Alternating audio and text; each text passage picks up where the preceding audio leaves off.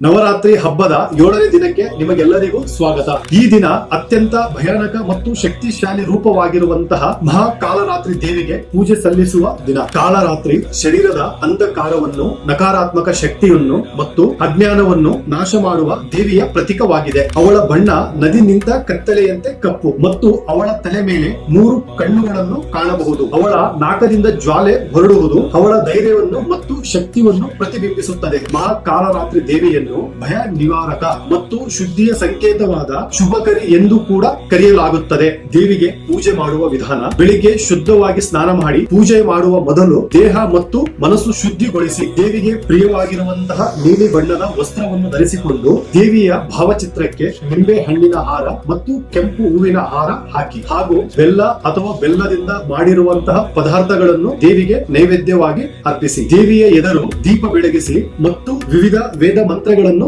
ಉಚ್ಚರಿಸಿ ಓಂ ದೇವಿ ಕಾಲರಾತ್ರಿಯೇ ನಮಃ ಎಂಬ ಮಂತ್ರವನ್ನು 108 ಬಾರಿ ಪಠಿಸುವುದರಿಂದ ನಿಮ್ಮಲ್ಲಿರುವಂತಹ ಒಂದು ಕೆಟ್ಟ ಶಕ್ತಿ, ದುಷ್ಟ ಸಮಸ್ಯೆಗಳು ನಿಮ್ಮ ಮನೆಯಿಂದ ದೂರವಾಗುತ್ತದೆ. ಓಂ ದೇವಿ ಕಾಲರಾತ್ರಿಯೇ ನಮಃ.